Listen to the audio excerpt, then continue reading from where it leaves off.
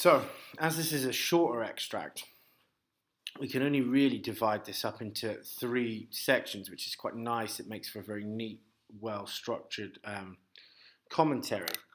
What we have in the opening is Macbeth's kind of hypothetical speculation about the lack of consequences of his actions. So he sort of speculates in theory what it would be like if there were no consequences for the crime that he is planning on committing.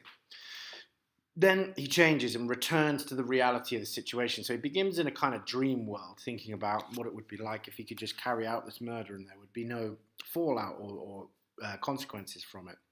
And then he returns to the reality of the situation.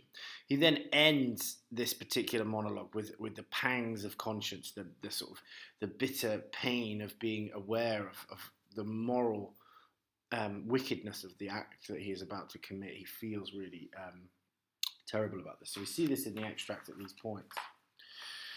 If it were done when it is done, then 'twere well it were done quickly. From there all the way down to might be the be-all and end-all here, but here upon this bank and shoal of time we jump the life to come. That particular section is where he is hypothetically speculating about the possibility of a consequence-free action. Second to this, he says, but in these cases, we still have the judgment here that we but teach. And then all the way down to commends the ingredients of our poisoned chalice to our own lips.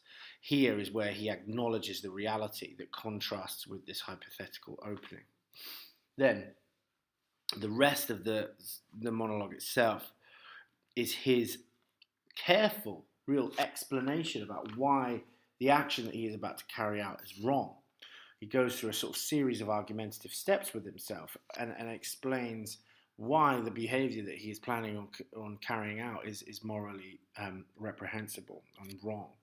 And that's what we see in that final section. So we have that shift from hypothetical unreality, the acknowledgement of reality, and then an effort to convince himself that what he's planning on doing is morally compromised. So we see that huge sense of doubt, partly through the events and the structure that he talks about through this, in this dramatic monologue.